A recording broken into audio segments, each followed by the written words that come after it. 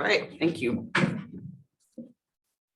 And the first item on the agenda is public comments. At this time, anyone will be allowed to speak on any matter other than personnel or matters under litigation for a length of time not to exceed 3 minutes. No council action or discussion may take place on any matter until it's been posted in accordance with law. Doris, do we have anyone? Have no one signed up. Okay. And is there anyone that wishes to speak that did not sign up? All right, with that, we will move on to presentations. And I see a man with a big check.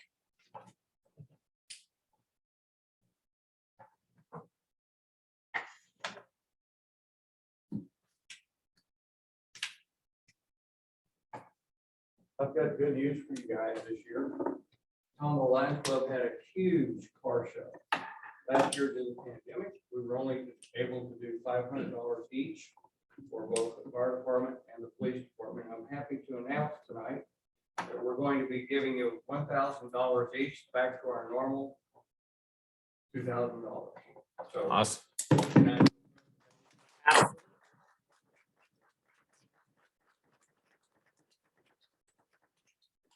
now here's the good news.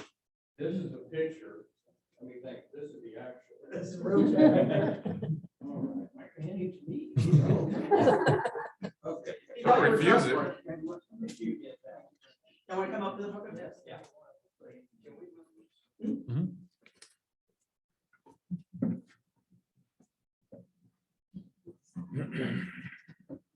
Welcome back, Tracy. Welcome out of the field. I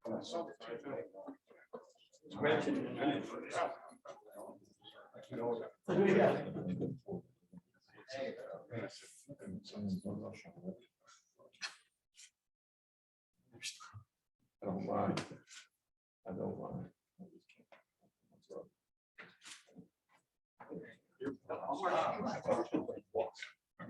At the same time. Thank you. Could you go around and let our council thank you also?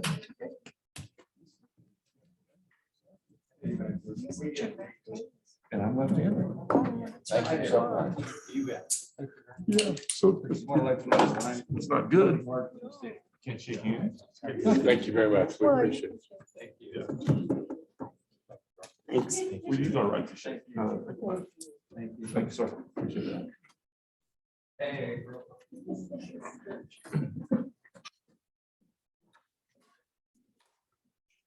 Thanks, guys.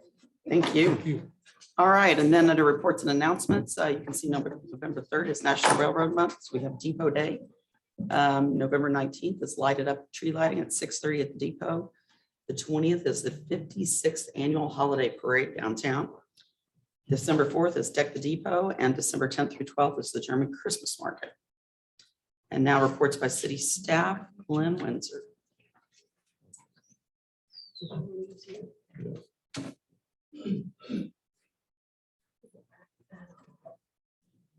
Thank you, Mayor, Council. When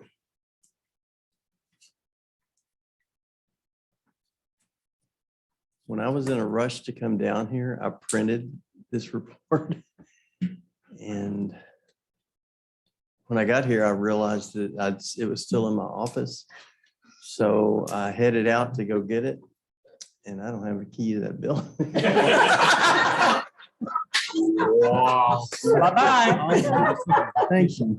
This is his official last day. I guess we just wanted to. We took his keys away a little bit too soon. Could have waited till after the meeting. Wow. So, Man, That's this is a unbelievable. rough crowd here. thanks, Jessica. And thanks, Tracy, for making it big enough for me to see. That's awesome. Nothing like Anyway. being wanted. The Public Funds Investment Act of the state of Texas requires that at least every 3 months, the council be presented with the investments of the city and where securities are held and the balances in our investment pools. And at the end of September, we had $8,762,105. That's the market value in securities, and total in the investment pools was 44.2 million, and checking cash on hand was 1.4 million, for a total of 54,468,580. And that pie chart gives you the diversification, which you can tell that we're heavily invested into the pools.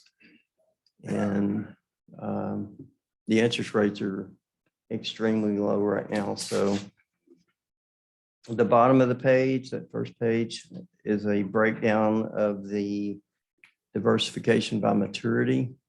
So the securities that we are holding are more long-term, and most of our cash is, of course, back up.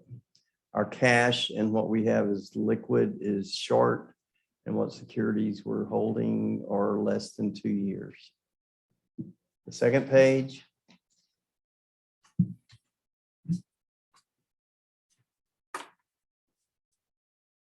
is a beginning and ending balance of the securities that we held. And we had a couple of maturities and a call, and we record everything at market at the end of the quarter. So that's shows a decrease in market, which is in effect just an amortization of the premiums that we pay on the securities. What is significant on there is our benchmark security is a 1-year treasury bill, and it actually went up by the end of September. And the following page is a detail of all the investment securities that we hold. And of course, as mentioned before, we had 8.7 million in market value at the end of the quarter. And if you have any questions on any of those, I won't go through each one of them. We do try to get a good share of Texas A&M and a good share of University of Texas bonds. And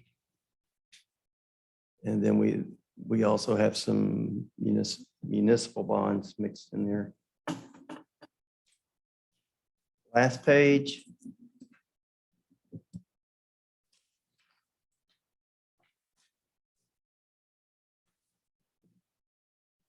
Is a detail of our different funds, because all those investments we have are owned by different funds. And if you'll remember back when we did the budget, we went through all of our different funds. But that is their portion. If you look all the way to the right, you'll see the amounts that are invested for each one of those funds. The largest one being our general fund, and then we have 12.9 million invested in our capital projects fund. And I will be happy to answer any questions y'all might have regarding the investment Any report. questions? Thanks. Great job. Are you going to come every Monday anyway? Sure. Randy does. Thank you. This is his last investment report, Yes. so I think we ought to honor him.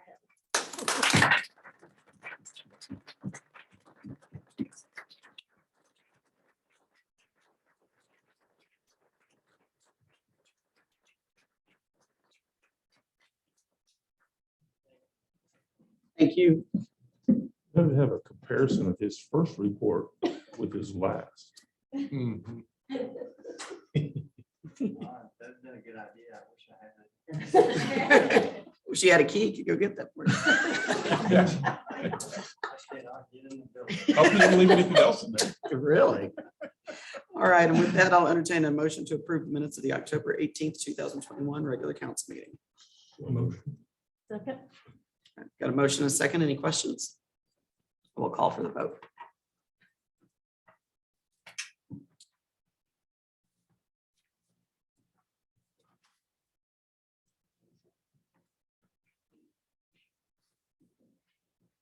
motion carries unanimously.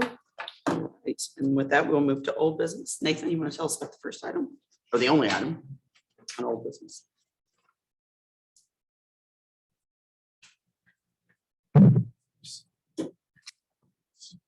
Good evening, Mayor, Council. This is a second reading for a zoning or case for the applicant to change the official zoning map from general commercial, or I'm sorry, single family 6 to general retail district. This is, again, as the second reading. And just to kind of give you a brief history as to what happened up until here is that when this came before Planning and Zoning Commission, they actually went to change the motion. They changed the motion from the request to go from general retail to office. And so that was the recommendation here before City Council today. At the previous meeting, there was a vote on the first reading, and that was turned down, and there was an approval for general retail in that particular location. We do have Mr. Bert Freelick here to answer any questions, or I'd be happy to answer any other questions that you have this time. Let's get a motion and then we'll open up for questions. Motion. Did you want to read it, Doris? Ordinance number 2021-36, an ordinance of the city of Tomball, Texas, amending chapter 50 zoning of Tomball Code of Ordinances by changing the zoning district classification of approximately 1.9 acres of land legally described as Reserve A, Block 3 of Pine Meadows from the single family 6 district to the general retail district. Said property being generally located at the southwest corner of Tice Lane and South Cherry Street within the city of Tomball, Harris County, Texas, providing for the amendment of the official zoning map of the city, providing for severability, providing for a penalty of an amount not to exceed $2,000 for each day of violation of any provision hereof, making findings of fact and providing for other related matters. All right, now I'll entertain a motion to adopt ordinance 2021-36 on second reading. Motion. Second. All right, questions? Yes, sir. I missed last meeting, so I kind of wanted to figure out what is allowed in the general retail. Is a gas station allowed? Yes, yes, it is. And they came to us asking for it to be allowed previously to be put a gas station in, and that's what we had the issue with. That's correct. And that was at that particular time. Planning and zoning also recommended, and staff also recommended there to be a change to office. And from my understanding, it was turned down at that particular time too.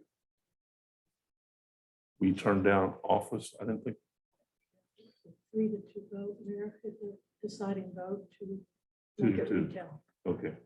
Well, I'm So what sorry. happens if I vote no tonight since I'm here?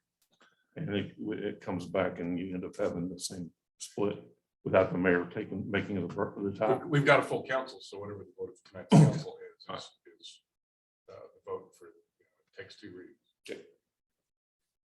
Yes, sir. Derek, I will say this, if you remember at the first council meeting when we had the first vote on this and it was voted down, just a couple of items later, just right down the road, we were asked to vote for the same zoning at the entrance of that subdivision for the same general retail zoning, which allows gas stations, allows drinking establishments, things like that, according to general retail. We voted and approved that.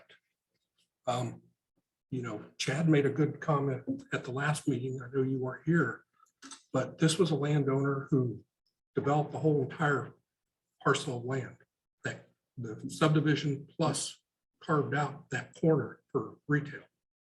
And when he platted it, it's platted on the plat as commercial. Now that was before zoning. So the intent was to put commercial there or retail, whatever it was at that time. And he's owned that land ever since, and he's paid property taxes on that land for all those years that that's been developed. Now, when we went through zoning, I don't know if he was notified or not, or if he knew that the city of Tomball was going through zoning where he could come in and request that to be general retail or whatever, that I do not know. But, what I'm afraid of is if we say no to this, which like I said last time, I'm in favor of this because to me, it's always been designated, that's what was going to go there, some type of a general retail establishment. But if we vote it down, I think we could also be guilty of spot zoning, where we approve something just right down the road. But this one, we're saying no. I hear where you're coming from. When that piece of property that turned into a subdivision became a subdivision, that piece of property, for whatever reason, was left vacant. And it was zoned SF6. So you have people who have bought homes right up to that piece of property. And if they looked into things, they'd say, oh, it's zoned SF6, not commercial or not retail.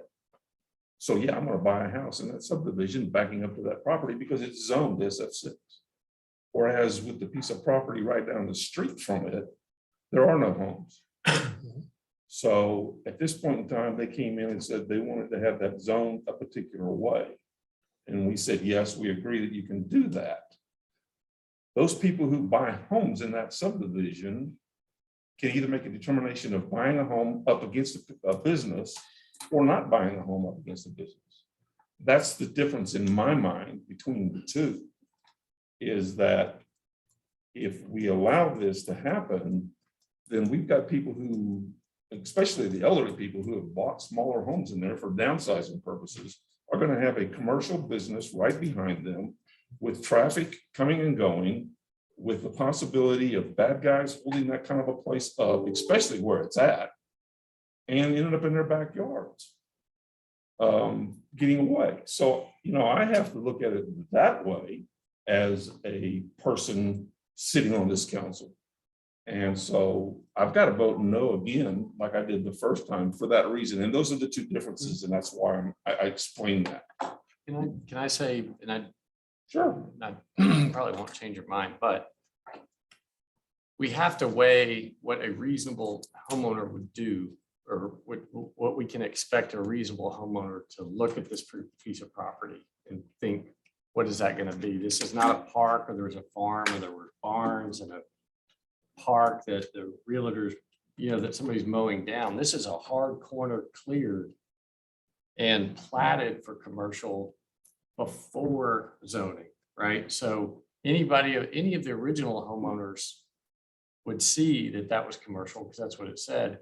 Any subsequent homeowners would look over the fence on a hard corner, bowed down flat, and think, probably gonna have a strip center commercial of some sort. And to me, that's a distinction. We're also talking to the original owner. So that weighs in my mind. This is not somebody who bought the hard corner under SF6 now is coming for some relief. You know, this is the same owner as from what I understand. So, I mean, this looks like commercial, it smells like commercial, it was originally commercial. And if I drove by and bought a house in there, I would assume that that's what it's going to be. Hang on just a second. Or is the owners here? I heard, is that what I hear? Representative is. Representative, but not the owner.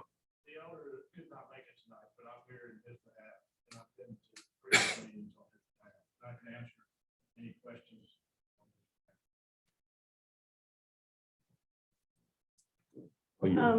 I understand what you're saying, Chad, but also this was SF6 when the landowners bought it. And it's not that we're saying that it has to be a house there. The city staff, P and Z twice, said office. And there's 92 things that can be put on there, but one of them is not a gas station.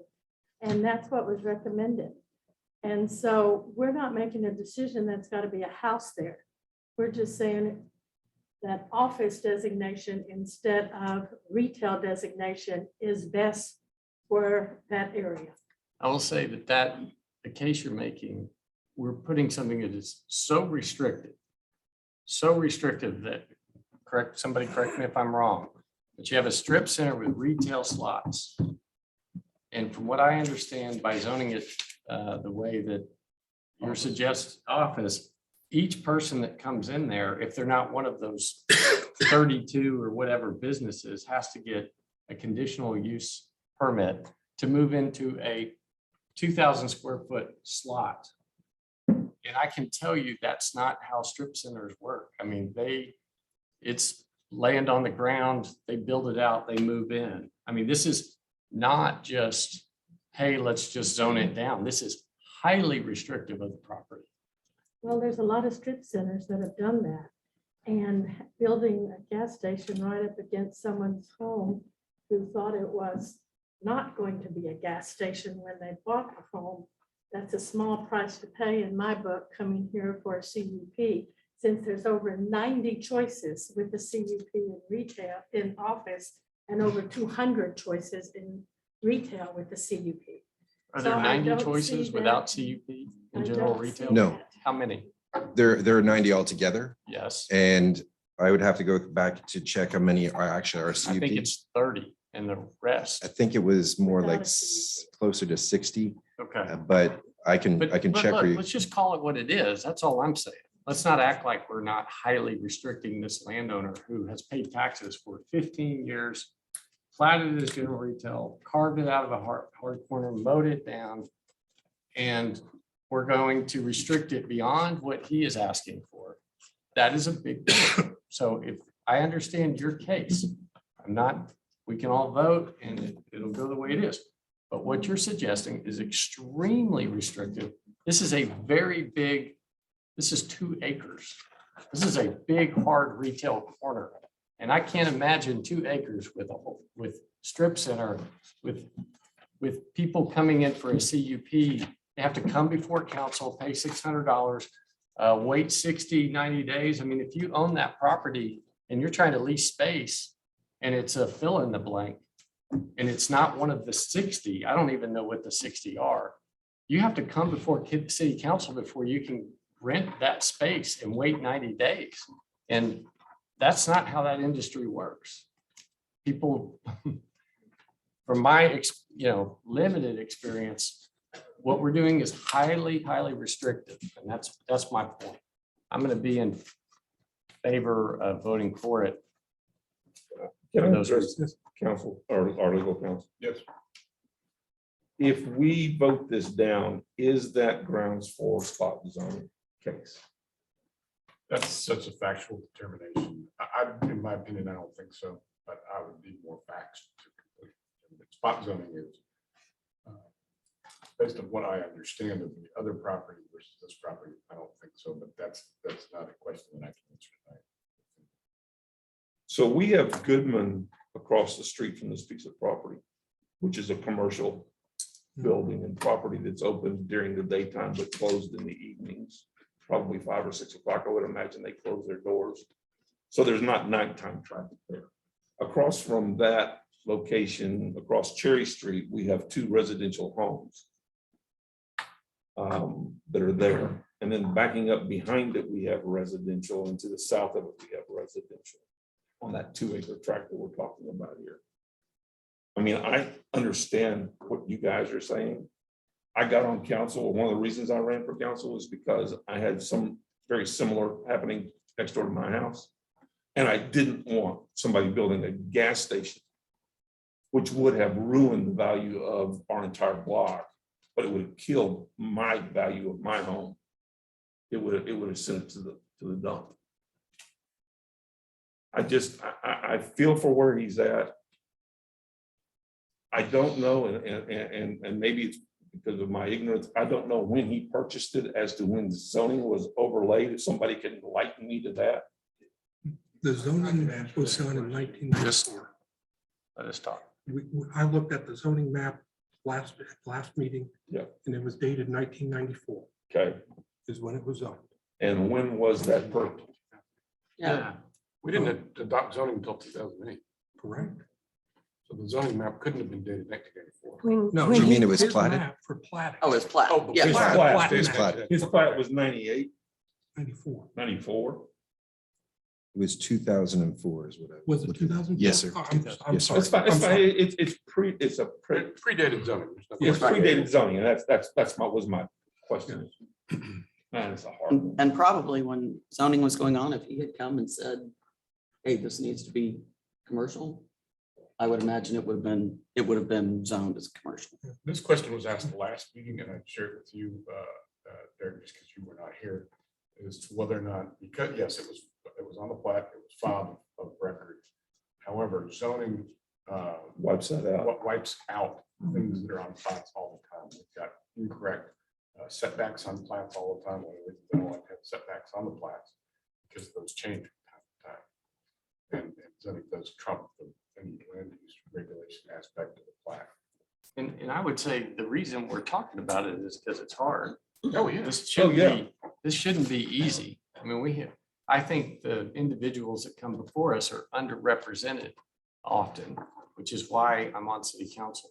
So at the end of the day, we'll all vote and decide what this man gets to do with his property. And I'm not sure the right answer, but but I can tell you somebody needs to represent him. He has owned it, paid taxes. He's asking for, we're going to make a change, and it needs to be a hard vote. This is not an easy question. It's not a layup where we take some owner and say, we know you asked for X, but you know what? A bunch of us are going to give you a highly, highly restrictive, and then we go on with our day. It's a big deal. And as a quick, Go ahead, John. I'm sorry. I'd like to ask staff why you recommended office. the reason why we recommended office is because it's more of a transitional zone between single family residential, and it doesn't have the intensity as some of the other land uses that are within general retail. So a quick scan of all the items that are actually permitted by right in office are basically, that's what it is all office type uses. So governmental agencies, banks, things of that nature, like office, dental offices and whatnot. And the other items that are CUP related are like restaurants, a rehabilitation, like a medical office building where you would actually house people. And so just to give you that, kind of give a breakdown of what was actually allowed. What is your belief on the market study of this corner for the 60 allowed? What's your opinion? Is that a marketable piece of property for what you guys have recommended to this buyer? Are we making that determination? Well, I mean, if you were asking me from a planning perspective, it does make a lot more I'm sense. asking, can he rent space for the things that you are allowing him to do it? Because it would seem to me the landowner might be the best person to decide what might be going on that corner, since he's the one that's going to put up the very 7-figure 2 comma thing. So Sure. what's your opinion on the things that you've recommended that you've allowed? Are those marketable? So I think the difference is, and what we have to talk about is that by right, no, it might not be as marketable as other places, but I think the reason to ask for a CUP, even though it is difficult, it gives you as a body the opportunity to approve or disapprove any types of uses that might be objectionable to go in this And particular Nathan, location. this isn't directed at you. I understand. Promise. I'm Okay. making a point. Understood. You guys have selected what he can rent, and y'all have no idea what the market is for that corner for those things. You really don't. All you know is an intensity question, and that is my point. The owner probably has a good idea of what can go there and be marketable, and we don't.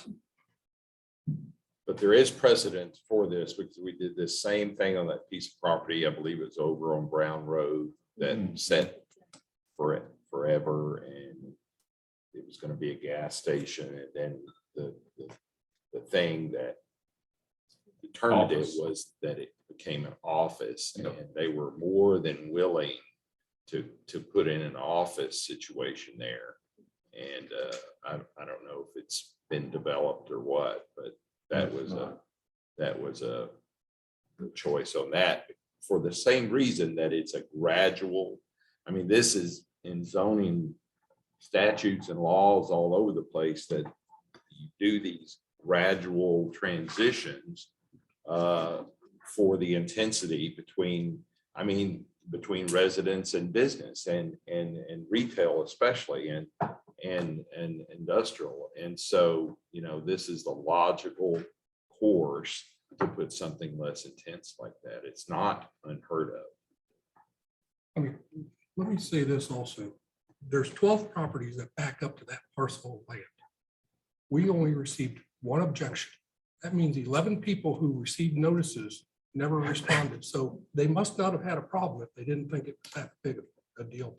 Well, that's not quite, well, they did not, there's a lot of the people who objected that were afraid to come, that have anxiety of talking in front of people. All they And had that's to do why was fill two out of the them form and had mail come it back there. in. Some of them did not get it, said they didn't get it, but no, they realized it. They just call people they know But and ask then, about it. With all due respect, what are we supposed to do with some people that we heard about? I mean, that's not useful to city council. I mean, they can, we've all sat here with 30 people in here, 15 people or stacks of complaints. I mean, we know what that looks like. So let's not call it that. We didn't get any that I know of. Did we get one? we got one. Two. 2 or 3. And we had people that come, we had several. But I don't think we ought to make a decision on the bravery of people to come up and sit before that podium and talk to us. Well, I'm not I mean, asking for one that, house but if we're matters. gonna Two make a houses matter. determination, So, you know, It's- saying there it's- wasn't we enough weigh coming these up things. here is immaterial. I mean, Well, go ahead. No, go ahead. Go ahead. No, another thing I was going to say is people want to talk about how Goodman closes at 4 or 5 o'clock, whatever time, and then it's peaceful down there. Well, if you look at the other entrance of that subdivision, they're currently in the process of building a tilt wall building for I believe it's a volleyball. Volleyball, You talk about nighttime traffic and we can, and people moving around that area, that's going to be busy than all can be. So it's not going to be a quiet area down there once that volleyball thing gets up and going.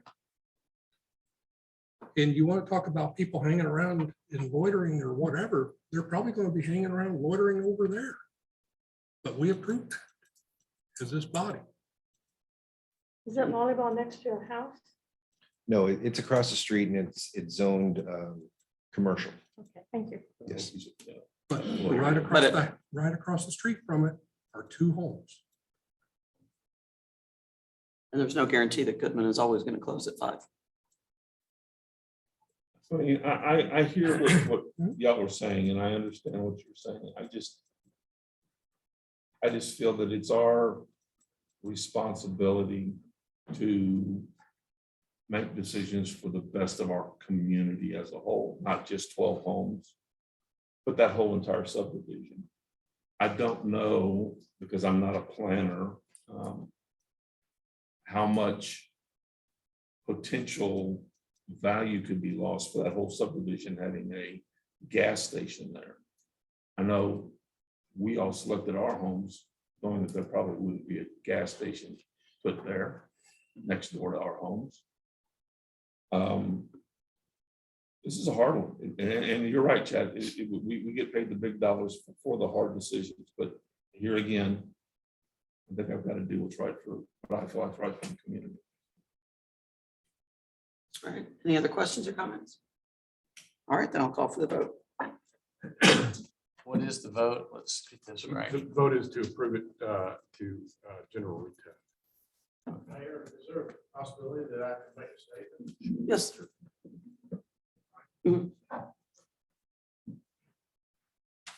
Thank you. Derek, since you were out last meeting, I'd like to give you a couple. Identify yourself. Excuse me. State your name, please.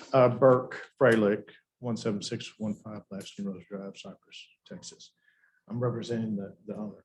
So he did plat that in 2004. Commercial. He was the original developer of the subdivision. It was approved by city council at Harrington, the mayor at the time.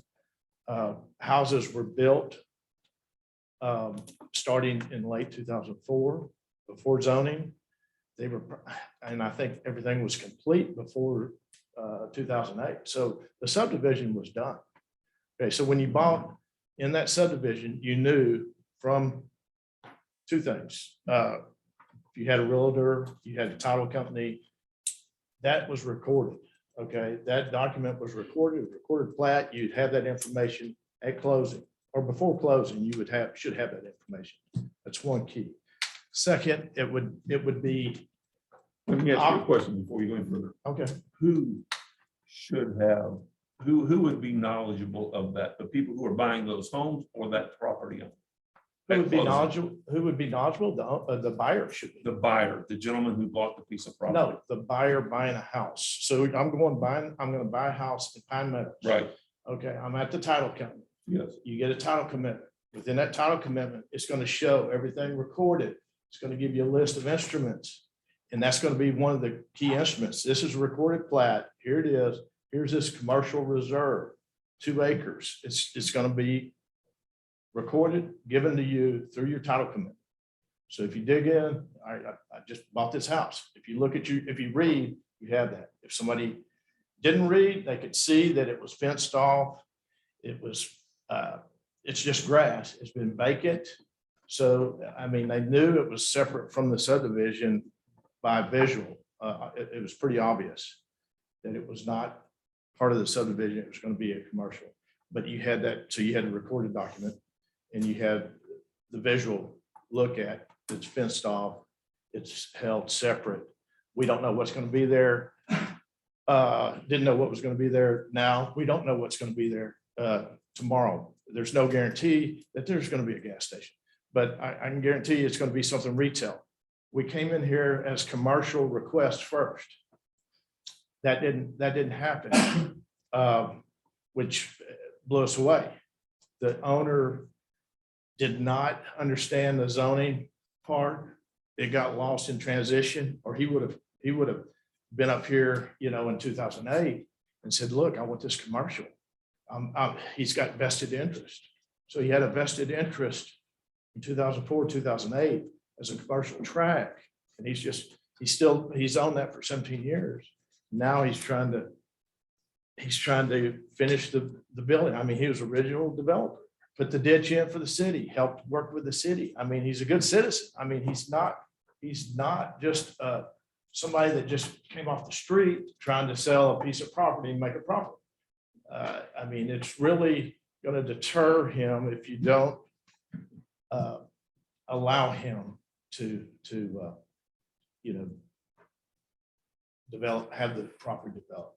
So, I mean, you don't want, I want to, if you would, just, there's 2 tracks, 3 tracks. There you have at Cherry and Ag, you have general retail. That's Cherry Meadows. It's right there. You zone that's zone general retail. Holdreth and Cherry, that corner is zone general retail. You have Cherry Pines, new subdivision just went in there. Huss Smith, Coralville and Spell, you got a corner there by that little subdivision. It's zoned general retail. The most recent, right down the street at Tice, where Chesmar's going, Woodleaf Reserve is zoned commercial. And you got commercial running all down it. So there's commercial zoning backing up to, those are 4 subdivisions that I've listed. So, I mean, you set a precedent. And now all I'm saying is, look, just give us the same consideration, equal treatment as those. I hear where you're coming from, but if he had vested rights, we wouldn't be in this conversation at all because he would have vested rights, correct? Lauren? Yeah. Okay. Yeah, it's the vested rights is refers to as vesting of rights under chapter 245 of the Texas Government Code. That clearly didn't happen here. I think he was just saying that he had investment backed expectations. And I understand that. I just want to make sure that everybody understands he does not have vested rights. There's a big difference between investing and having a right and having If he had vested rights, you would have heard from me about that already. Correct. I tell you what, I wish he'd put anything else in there besides a gas station. There's no guarantee it's going to be a gas station. Y'all brought plat in here and plans in here and gave that, wait, yes, you did. You came in here and you gave that to us as this is what the plan's gonna be. Correct? It's not a guarantee. That was You know, discussed the last meeting. It's not a guarantee. Gas And hey, I have a contract and these guys are thinking about putting a gas station with retail. And that was the whole thing. It could be a beauty salon. It could be kolaches. It could be donuts. It could be several things.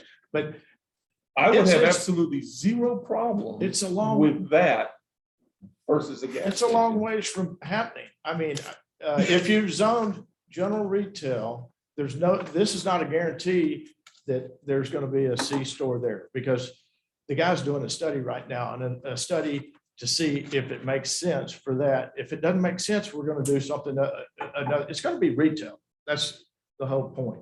But we don't know what it's going to be. And I can tell you that I probably wouldn't have given you a layout of a C store if I knew your feelings for C stores. I mean, I get that now, but there's no guarantee that that's what's going to be there. Well, there's no guarantee it's not gonna be there Right, either. we and talked that's- about this last time. Right. It doesn't really matter. Yeah. Yeah. But But whatever we pass, you get to do. We don't need to talk about what Yeah, it could so- be or what it might. be. so, I mean, I guess back to the point, the key point is there's other properties just like this property with subdivisions right behind them or beside them, and you've zoned them general retail. I'm asking for the same thing. Give me zoning for general retail, just like you did. You set precedents at these other locations. I'm asking for the same treatment. I'm not asking for more. I'm asking, just give me the same. That's it. I mean, Derek, if you don't mind, Mayor. You know, you just made the statement that if they put in a bakery, you'd be okay with it. Would you be okay with a drugstore going in there? Probably not, but that's, like you said, when you start putting in retail, then you can put anything you want in there. My biggest fear, like I said, is for those people who own that property backing up to it. Yes, 12 lots. But there's 120 some odd homes in that subdivision, if I'm not mistaken. 144 homes. It's not just the 12 that are immediately up against it. I mean, convenience stores are large target for the bad guys. And knowing our police department and how they respond, they may get those people in that subdivision, and then you've got people's potentially in their homes with people, bad people running around. I'm a safety guy. And I don't think it's going to happen at a bakery or a nail salon or something like that. It does happen, don't get me wrong, and I know it does happen, but it's not got the target value as a convenience store. No. I mean, if you look at our zoning, there's 31 places for an office that are permitted for office. 31. And when you read half of them, some of them are like caretaker's house, things like that, which then it limits it even more. I'll tell you what, Is that not counting CUPs? But CUPs, I mean, we can still vote down a CUP. And I mean, and as Chad mentioned, what person is going to come in and rent or lease a space if they have to get a CUP? I mean, they're not going to do it. They're going to go somewhere else. I'll tell y'all what, and I'm going back over my history sitting on this dais. I've always been in favor of people being able to develop their property. I'm gonna vote for this and pray to God y'all don't put a convenience store in there. I will be totally dissatisfied with you all if you put a convenience store in there. And it could cost me a run again if that's the case, but you have the right to develop your property. I just think you need to take into consideration when you're developing a piece of property, what you develop and how it's going to affect the neighbors. And we're not voting on whether they can develop. They can develop all they want. We're voting on the type that can go in there. A restaurant can go in there an entire 2 acres. There are also condos on less than 2 acres in this area. There's office complexes on less than 2 acres. There's a lot of things that can be put on less than 2 acres in this city that is not as onerous as a full retail zoning. That's why we did, the staff, everybody recommended office. Yeah. And y'all, even zoning said office. There was lots of discussion at P&Z, but the owner wants retail, not office. And we're not saying don't develop. We're limiting what can be developed there. So let's not lose sight of the big picture here. That's what our job is. All right. Any other comments? I'll call for the vote.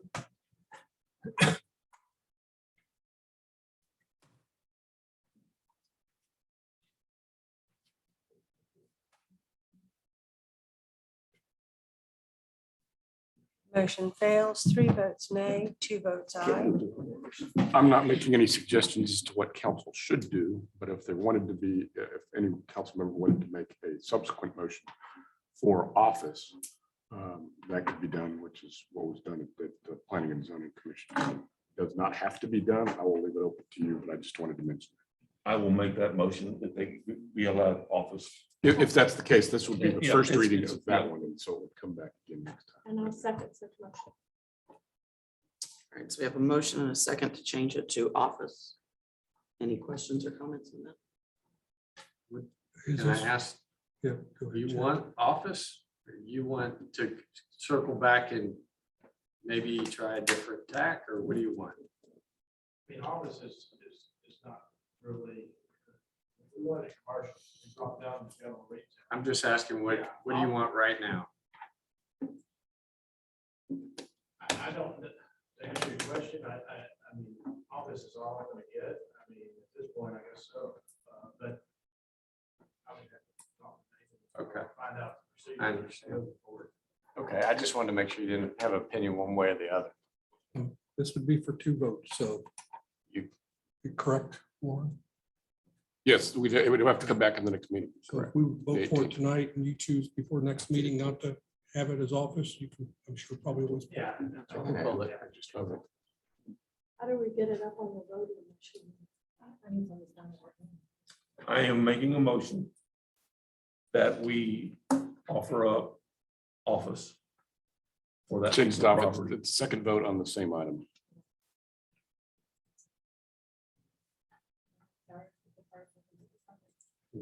Lori?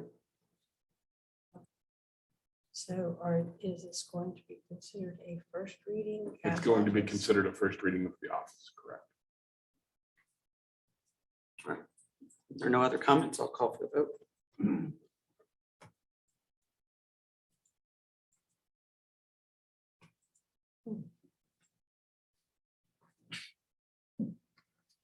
Hopefully I just voted. Motion Whoa. carries unanimously. All right, thank you. Now into new business. Mike, will you tell us about the first item?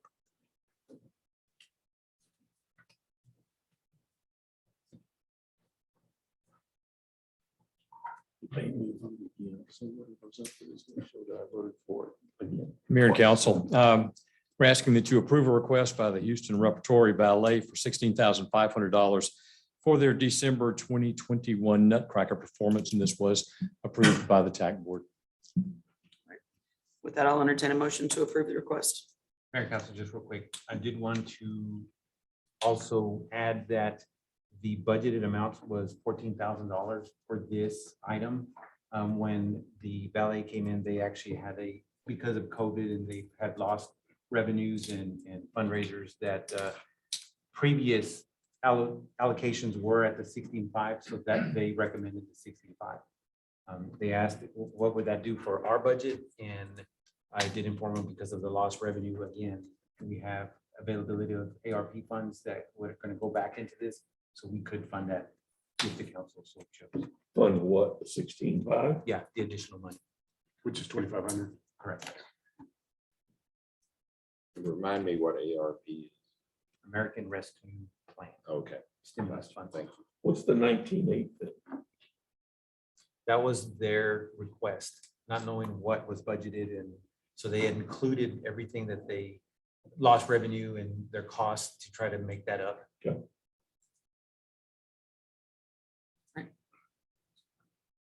So do we have a motion in a second?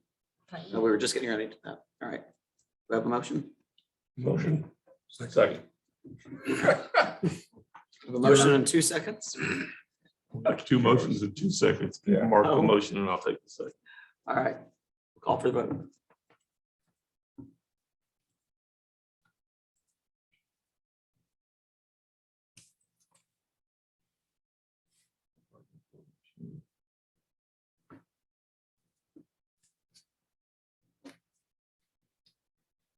Motion carries unanimously. All right, thank you. And then the next item is to appoint or reappoint members to the TAC board.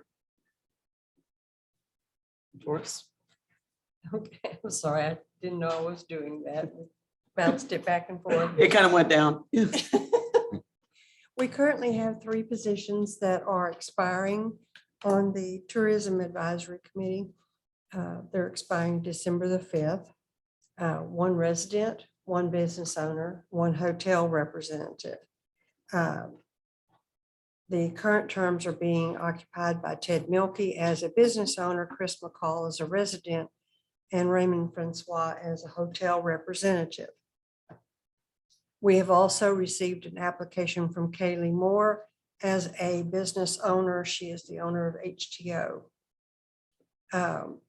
We did not receive a response from Mr. McCall whether or not he wished to be reappointed. We did receive responses from Ted Milkey and Raymond Francois that they did wish to be reappointed. The advisory committee recommends that because Ted Milkey is also a resident as well as a business owner, that they are recommending that council appoint Ted Milkey to position 2, which is the resident position, and appoint Kaylee Moore to position 5 as the business owner, and reappoint Raymond Francois as the hotel representative. With that, I will entertain a motion to approve those 3. Motion? I'll second. Okay. Does anybody have any questions on it? Call for the vote.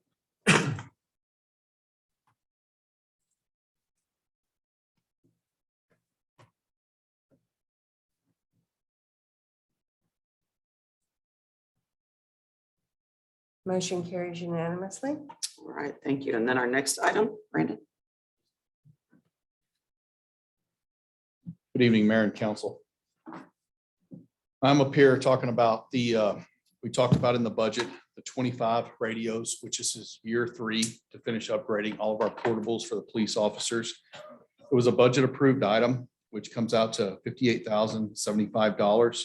This will finish all total of 65 radios we have at the police department. We started little by little, so this is the last big push to finish upgrading the officers. All right. With that, I'll entertain a motion to approve Northwest Communications Incorporated estimate number 19356 for $58,275. Purchase of 25 portable radios with required accessories. So Second. Questions? What's the exact number? Because there's a number in here and that's got an extra digit in the minutes or in the agenda. It's 580275. Well, if you're dyslexic like me, just The correct number is 58075. 0. So So the So two. take the 2 out. take the 2 out. Yeah. it's on there. Yep. Okay. Good catch. You know, as an Aggie, there's nothing wrong with that, the way I see it. I don't know what it's. Made sense to you? Sure. I went to I Aggie know sister you guys- school and that didn't add up. That didn't add up. I didn't see it either. We put them wherever we want. All right, so we have a motion and a second. I'll call for the vote.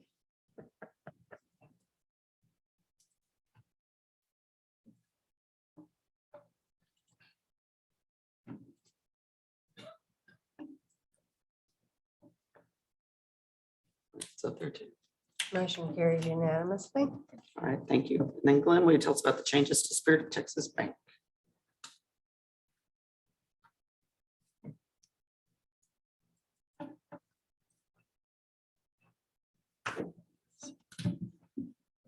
Okay, we have accounts at Spirit of Texas Bank, and we just about got all of the signatures changed, taking my name off and putting David's name and Jessica's on there, and that's Spirit of Texas Bank has a form that requires council approval, and that's what this is for. With that, I'll entertain a motion to approve the changes to Spirit of Texas Bank entity signers. Second. Any questions? All right, I'll call for the vote.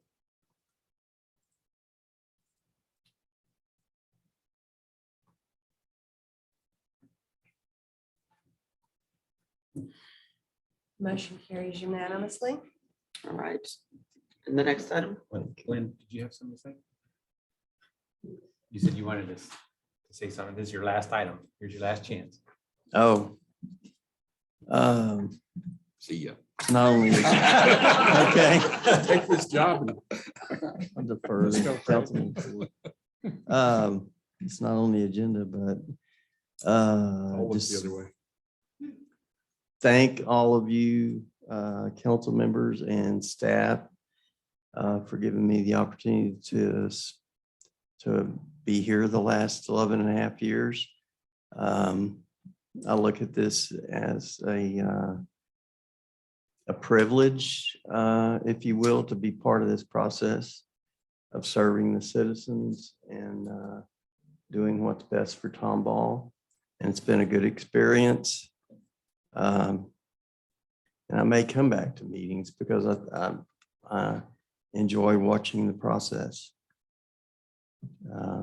Sometimes people aren't happy about everything, but this doesn't get to take place in a lot of places. So we're fortunate to be able to take part in this process. And I appreciate council and the citizens' trust in me over the last 11 and a half years.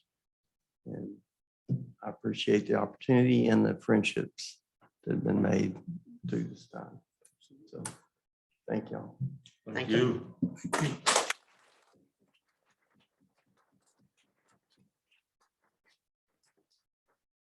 All right, and next, approve special event permit and kind of services for the Rotary event, the Big Show. David. Mayor and Council, the Big Show was originally to be held in the depot in the fall of 2020. But because of COVID and restrictions with Harris County, the event was moved to Montgomery County. It was postponed from 2020 to Saturday of October 23rd. And for various reasons, the event was not able to be held at the venue that the Rotary had planned. The Rotary approached the city on Monday, October 18th, about possibly having the event back at the depot. And because of the timing of the request, the special event permit could not be placed on the agenda. But Mr. Mark Clark did explain the situation in public comments on the 18th meeting. I assumed consensus was to move forward with the event, and that's what staff did. This item is to formally approve the event permit and what level of in-kind services that are to be provided. So I'll entertain a motion to approve the special event permit and kind services for the Big Show. Motion. Second. All right, questions, comments? Yes, sir. David, I have a question for you. The special event guideline and application, was this followed when they applied? There is the section at the very top where if there's going to be alcohol at the event and we were going to provide in-kind services, that permit is to come to city council for approval. Prior to the event? Correct. Yes, sir.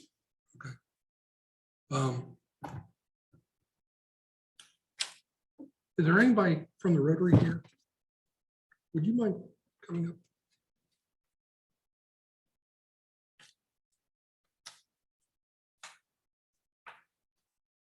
In an email that you sent to ticket holders, you stated that the event had to be moved from the original location due to no fault of your own.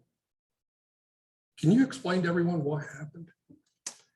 Yeah, I have a timeline on applying for the permit.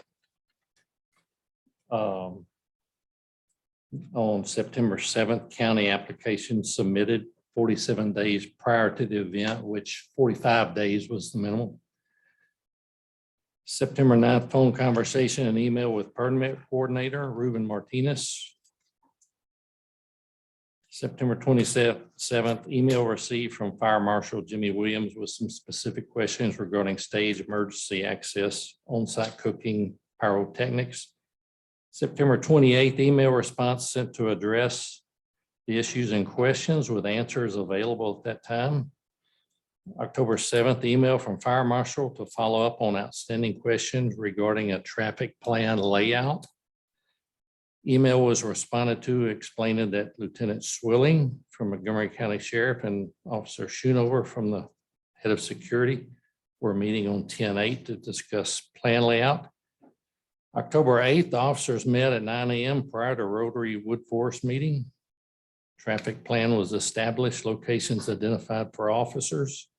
Rotary was first made aware on October 8th of an HOA deadline regarding the mass gathering permit at this meeting. On October 12th, email sent to Fire Marshal addressing questions and notifying of HOA deadline. October 12th, email sent to permit coordinator with updates, porta cans, wash stations, et cetera, and notifying of HOA deadline. Coordinator had previously notified Rotary of a delay from 9/9 and confirmed of application receipt through 9/24 when app was found right as where it belonged and sent to Fire Marshal. 10/14, phone conversation and email with Fire Marshal, at which time and map illustration of traffic plan was requested. October 14th, email to Officer Schoonover requesting traffic plan. Plan received and submitted to Fire Marshal for review. Did not have an email for Lieutenant Swilling and could not reach him by phone at the time. October 15th, attempted email to Lieutenant Swilling based on the layout of other Montgomery County employee email addresses. Phone call to follow up resulted in confirmation. Email had not been received. Multiple attempts were made to email Lieutenant Swilling while on the phone with him, none received. Lieutenant emailed Rotary and we were able to reply to give a traffic plan to him. October 15th, email to Lieutenant Swilling stating the plan looks good to him. We need a supervisor to review. October 15th, HOA extended the deadline to 10 a.m. on October 18th. October 18th, deadline came and went. Permit was not issued. Event was shut down. There were numerous calls with the permit coordinator, Lieutenant Swilling, and a few with the Fire Marshal over the 46 days prior to the event. Rotary was told that there was a delay in the process because the app couldn't be found for about 2 weeks. Rotary was also told that the mass gathering permit issued in Montgomery County was issued about 3 days prior to the event. And the county was given less than 45 days on that application.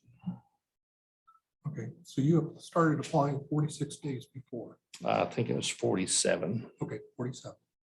You realize our special event guidelines requires you to apply 180 days before? I understand we had no intent to apply with Tomball at that time. If someone would have showed up at the gate with no ticket, would they have been allowed to enter? Here in Tomball? At the big show here in town? No, not with no ticket. Okay. Thank you. I appreciate that. David? Yes, sir. Are you aware under the city's rules and regulations? You can sit there. Thank you. Are you aware under the city's rules and regulations for City of Tomball Parks, item number 19 states admission cannot be charged in solicitation of park users who are not participating in the event is not allowed unless the person or organization receives prior written consent of City Council. This gentleman with the Rotary just stated, if somebody didn't have a ticket, they would not have been allowed to enter public park property.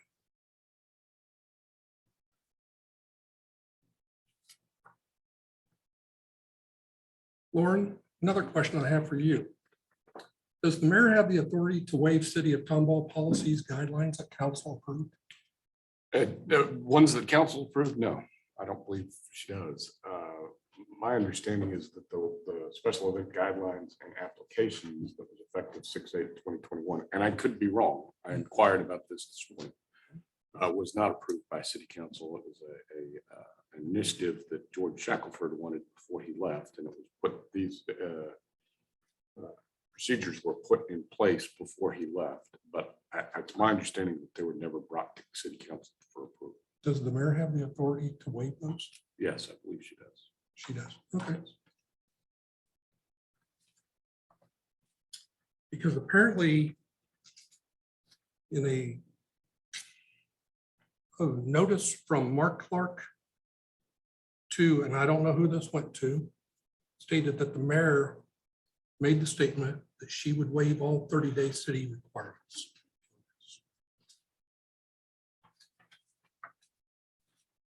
And is there a 30-day requirement?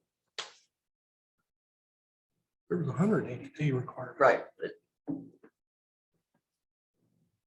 Just tell me there's not a 30-day requirement that I wait. If you remember at our last meeting, the mayor said the Tomball Rotary was going to speak during public comments. But since this was not an agenda item, council could not ask questions. But if you look through the packets that we were all carbon copied on from my information request, you were copied on 2 emails.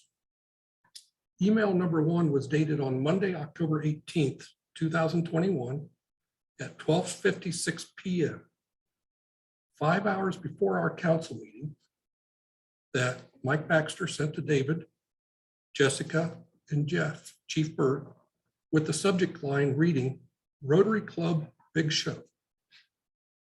First paragraph says, Mark Clark just called me to let me know that the mayor has approved them holding their big show at the depot this Saturday after their original location in Montgomery County fell through this morning.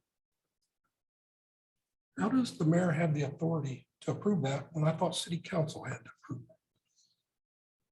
Just a question. Then there was another email dated Monday, October 18th at 2:21 at 1:09 p.m. Just a few minutes later, from Vicki Clark, thanking Gretchen for allowing Rotary to move the big show to Tomball. And then at 2:13, the same day, Gretchen forwards this email on to David saying, man, I'm nice, LOL. David, Main Street Crossing was responsible for selling alcohol at this event. Is that correct? Yes. Did the city ever get any information showing Main Street Crossing was authorized through TABC to sell alcohol at this event? At that time, no, because we were going to go through the event planning the next day. Do we have anything today? I'm not sure. I don't know. Okay. Did we ever receive a certificate of liability insurance from Main Street Crossing listing the city of Tomball as a certificate holder? The event holder is the one that issues the liability insurance. But yes, there was also insurance on that.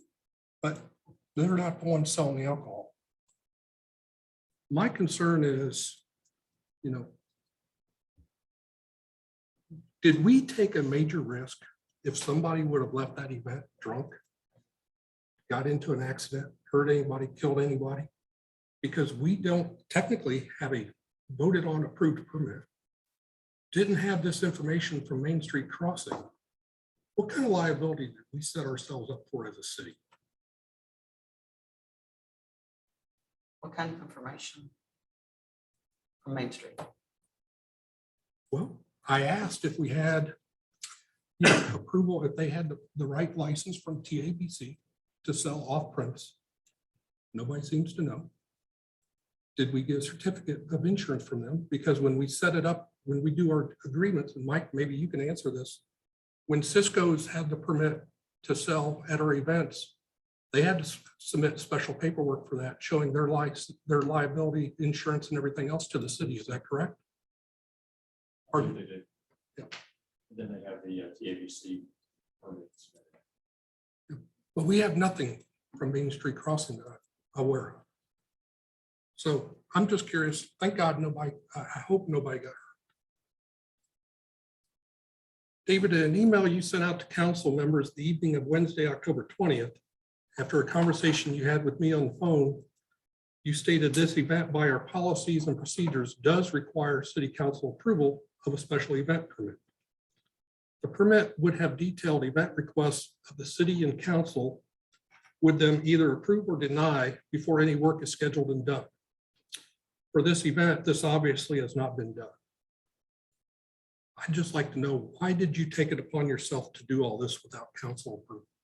Well, like I said in the brief, it was based on, and again, that is my error on assumed consensus when we brought it because of the situation that we found ourselves in trying to hold the event. Okay. Why didn't you try to call a special council meeting prior to the event? We had plenty of time. Yes, sir. On when I was informed or made aware of the event wanting to happen on Monday, there's a 72-hour requirement in order to post a meeting. And absolutely hindsight, that should have been done.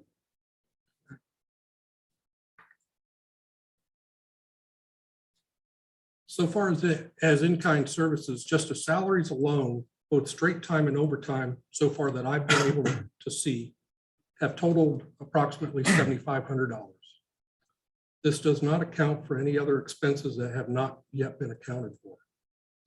We did not have this expense accounted for in our budget, which seems like when other things come before council, certain members always want to know if it's been budgeted or not.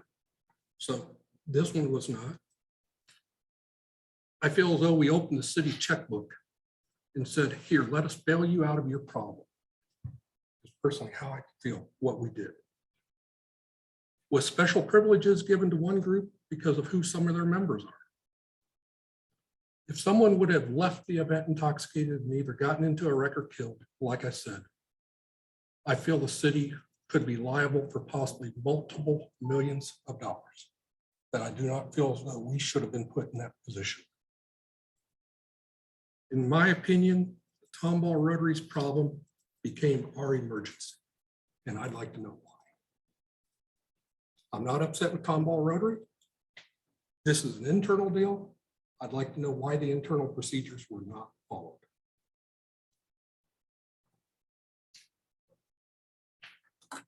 I'm done. I do have some heartache with this situation. I think we've just set a precedent that somebody else may need to come to us and us jump through hoops again. And what do? Do we tell them no? I mean, I don't believe any one of us on council as individuals have the right to tell the city manager to do this or to do that. We're not here to be getting involved in daily activities. Mark did call me on this and said, have you seen or have you heard? Would you second it being put on the agenda? And I said, absolutely will. I feel like when we jump through hoops, no matter who's involved, we can get ourselves in a lot of hot water really, really, really quick. I applaud what the Rotary does. I applaud what the Lion Club does. I applaud what all of our civic organizations do. But for us, or one of us, to make a determination to do something without the whole body being involved, I take issue with. Why did the citizens of Tomball elect each one of us up here? It's to be a voice for them. That's what we're supposed to be doing. And if we're not given the ability to know the circumstances, for somebody to come up in public comment where we by charter, and I believe probably by law, if I'm not mistaken, Lauren, we can't make any comments about it. We can't say anything. We can't say we approve or we disapprove, or we can't even ask questions. We have no rights as a body to respond to this type of a situation.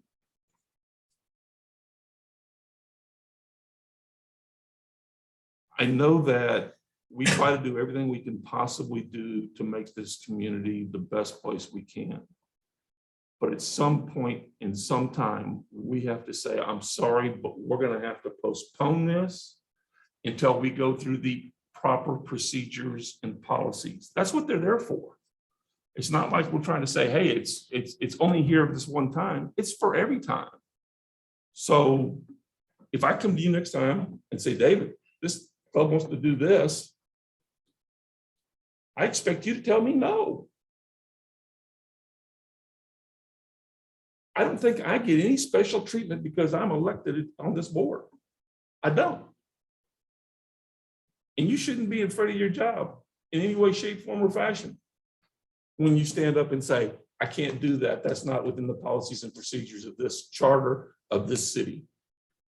And no one should put him in the position to feel that way, period. I'm sorry this happened. I don't know how you bring the dog back into the bed because the dog's out. And my fear is now that we have set a precedent. And I don't expect, I mean, I don't know what to say or to do or anything else. It's just, wow. Can I say a few things? I guess I'm feeling ornery tonight, as y'all can tell.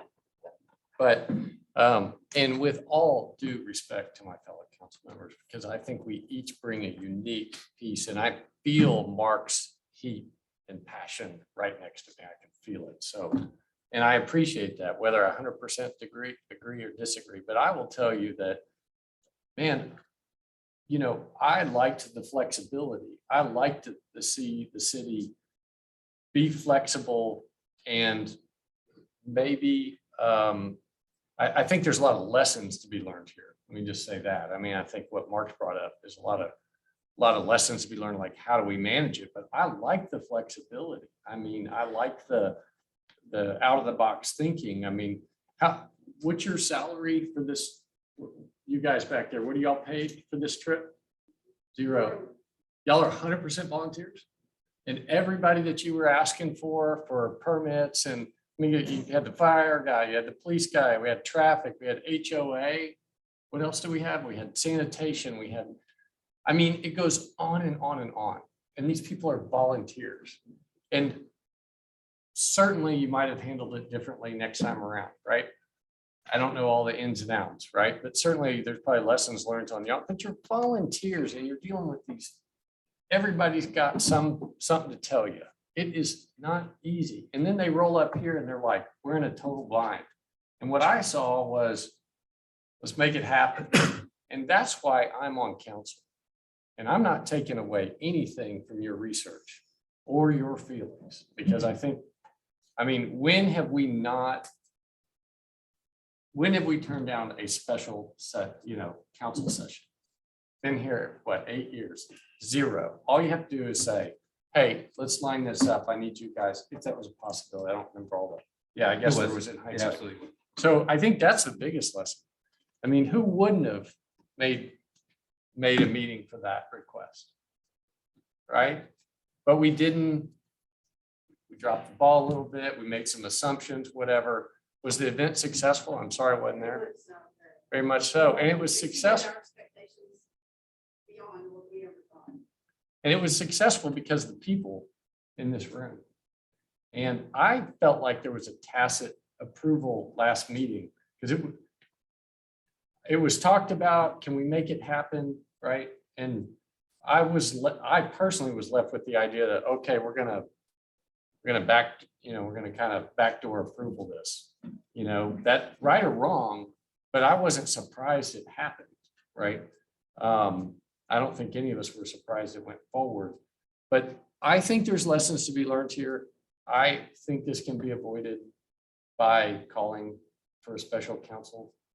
But I want to encourage the city. I mean, this is our problem. This is not your problem. That was said a couple of times, but I want the city to be flexible, take some risk, feel like they're not going to get skewered if they got out over their skis on this a little bit. We've had several things happen, money that got wired. We understand things don't always go, but I think intentions were good. And I'm okay with it. What I'd like to see personally is, take some lessons learned, take it into account, but don't lose the flexibility, because we had a great event. Montgomery missed out. While they were making you do this and making you do that, and we roll in, we're like, we can figure this out. So that's my 2 cents. I don't think there's any losers here on this deal.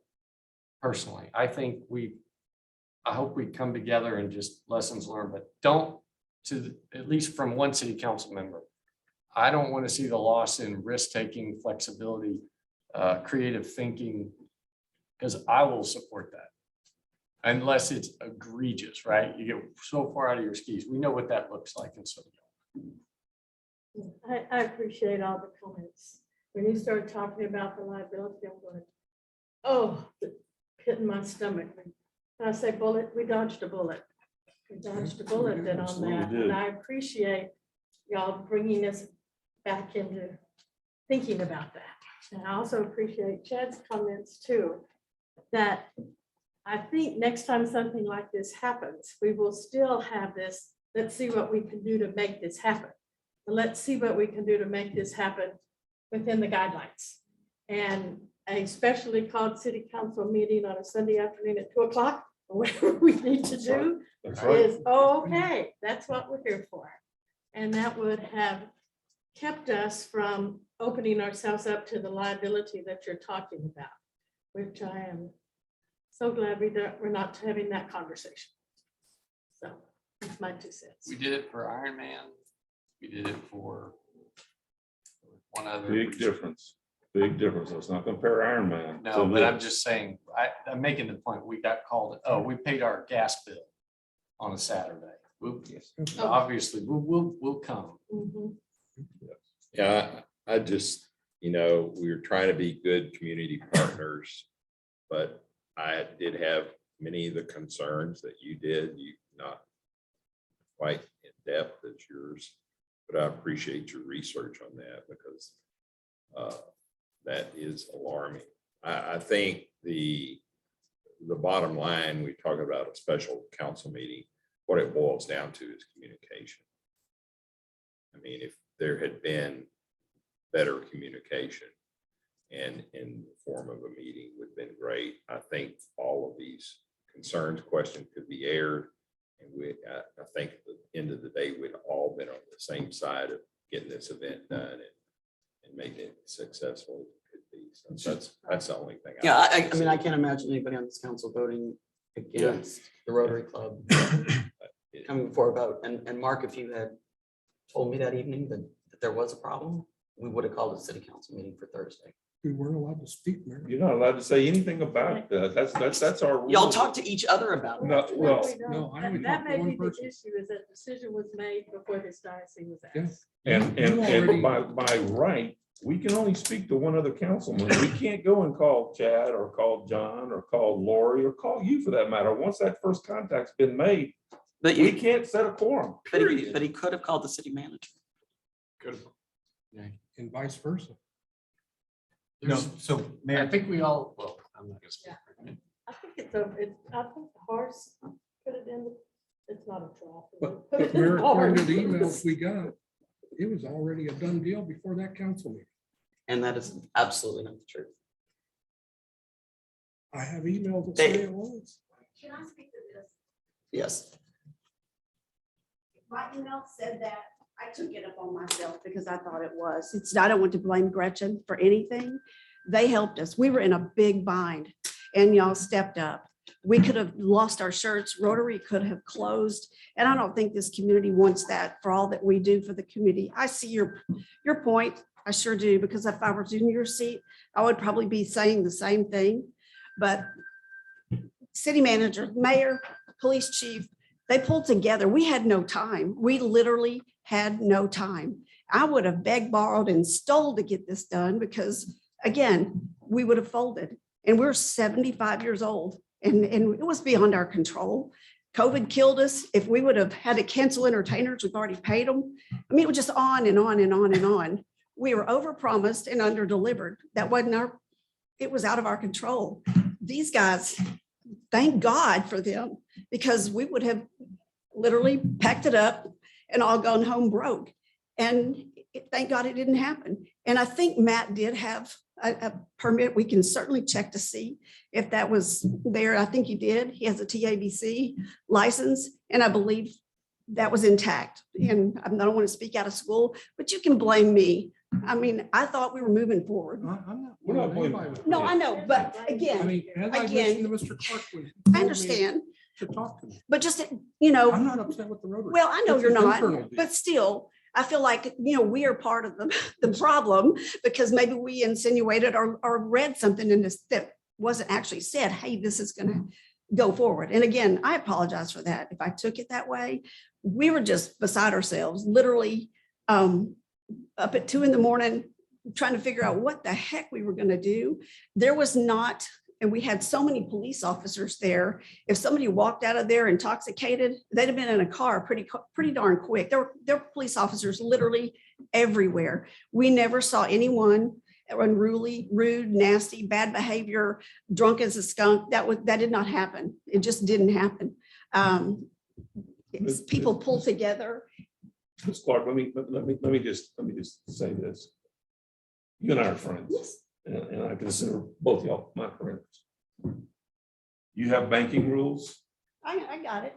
and policies and procedures, Got it. and you have to follow them. I totally That's the understand. same way it is with the city. We have policies and procedures, I and got when it. we don't follow them, we open up our entire community to the courts. I understand. I would like to go. I feel like, that was part of us pushing. And I think we just, probably went overboard, being afraid what was going to happen. Again, I would like to take responsibility for that. I feel bad. And again, I'm still appreciative that y'all stepped up to help us because I literally, we would not be here. We would all be going home. And again, it is all volunteer. We take zero, but it's fun. And we don't want to see that happen to our club. And again, thank y'all from the bottom of our hearts. Thank you for helping us. And if I was in your shoes, I would have probably broken the rules too and done the exact same thing. I'm not saying you broke rules, but I would have probably pulled strings and done whatever. Okay, Vicky, thank you so much. No, but I would have. And I've had to pull strings in my job, not, unfortunately, but thank you very much. And I'm sorry, I'll sit down, but I just want you to understand where we were. And I do feel like we are responsible because of the situation we were in. And I can promise you, this will never happen again. We can So- too. Yeah, yes, We can too. there you go. But anyway, thank y'all very much. Appreciate it. Appreciate your listening to me. That was a great success. So Mayor and Council, let me just add, if I may. So you're exactly right. The council is here. You guys enforce and set the policy. We have volunteer groups that are doing this for nothing. There's only one person here that's paid to do this, and that's me. I accept full responsibility. I apologize. You guys have to rely on good, what's the word I'm looking for? Dang it, I lost it. Leadership, a good, lost all my words. Advice, thank you. That's the same advice to do these different things. And the same thing for the public. And the failure here is me. And so I definitely apologize about what it was. My assumption is, and we all know what happens when you assume certain things, and it is not a good thing, but I know that the direction that I've been given, not just during my interview process and just going through the history of the city, has always been, let's do what we absolutely can to do the things that this community is all about. But there is a caveat. There's not to circumvent the stuff that we can. And so that is where I absolutely failed. And so with that said, I apologize. And I would just like to say, I do not believe we failed. I think we came together as a group, as a community to make sure this happened. If they'd come to us 180 days in advance, we would have still paid the same $7,500 for personnel. We've always approved them. We've never turned it down. Concordia, we have in-kind services for them. We just approved. And so I honestly, and I've told David this, that I don't think that he did anything wrong. I think that he went on the assumption, the things that we've always talked about as a group is how do we get things done? How do we stop saying no to everybody? Why do we have subdivisions being built? It's because we changed our way of thinking and we now want development. Not convenience stores, but we want development. Control development. Yes, and so, but I think that's us. I mean, that's what we're known for, is that we try to help. And I apologize to you if any of those emails say that I haven't approved that. That's why in the one I said, man, am I nice? Because I'd already talked to David. I'd already talked to Mike and said, I didn't approve it. I just said, let's get together, see if you can get with the guys. Is the depot even available? I don't know if it is or not. They'd already checked that out. Get with the staff and see if there's a way to make it happen. If not, and we could have called a meeting for Thursday night. But would you have gone forward if you didn't know until Friday, a night before it? Friday. Friday.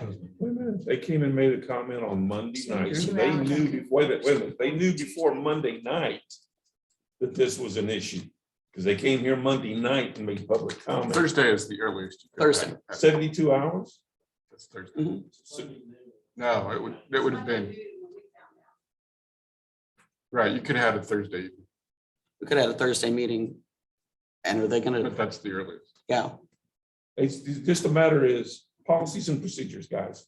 If we've got them, we've got to follow them. If we don't want to follow them, change them. I'm okay with that. But if you got policies and procedures, they're in place for a reason. so be then you would, followed. so you would have voted no? If we'd had that meeting on Thursday I'd night? have voted yes. Let's just. Let's agree that there are things we could do Thank you. better. But I am not here. If this was all policies and procedures, I would be home tonight, right? I mean, some of these things we just got to deal with up here.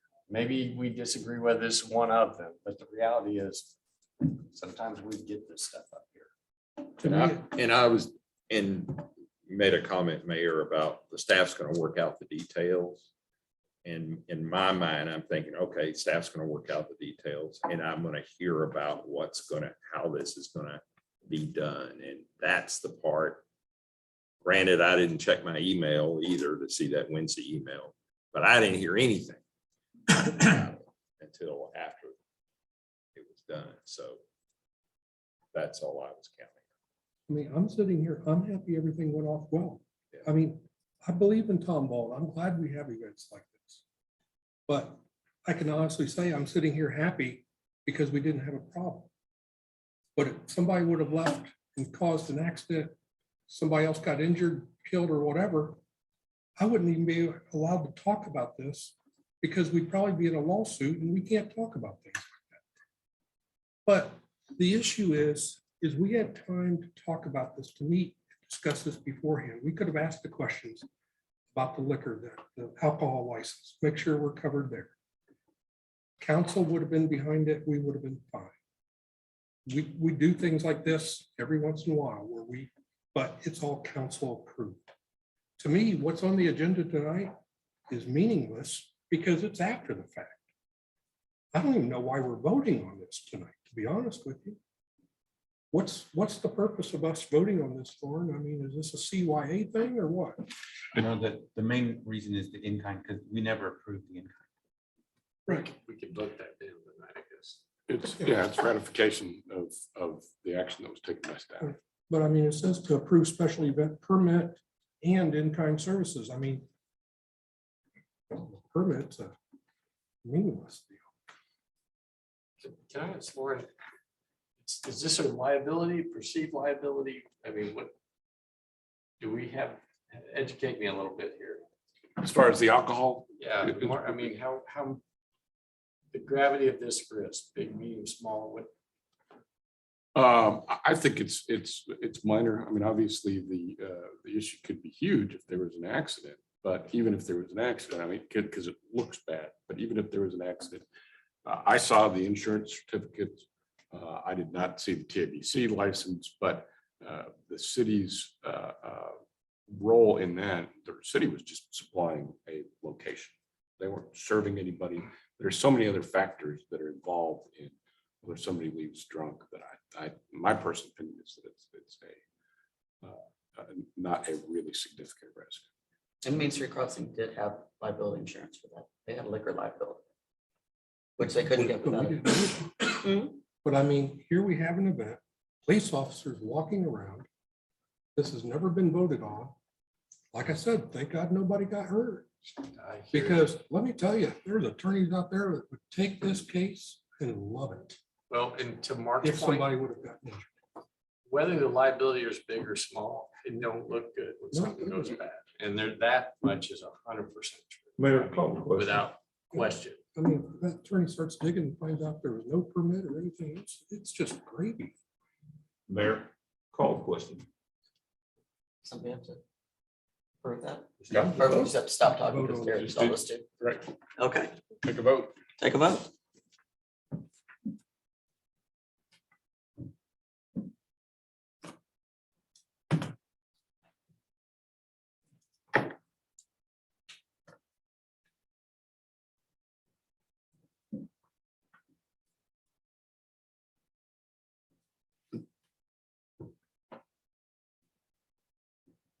My computer's hung up. Here it goes. Slow like me.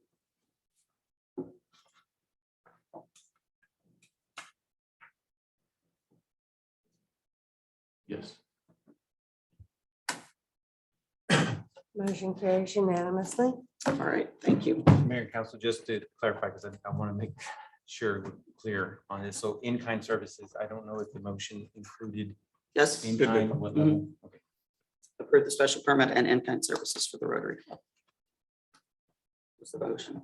Okay, and we're now going into executive session that's provided under Title 5, Chapter 551, the Government Code, Texas Open Meetings Act for the following purposes. Section 551.071, consultation with city attorney regarding a matter which the attorney's duties require be discussed in closed session. Section 551.074, personnel matters, deliberation of the appointment, employment duties of public officers, city manager, finance director, and director of public works. It is 7:39 and we are leaving for executive session.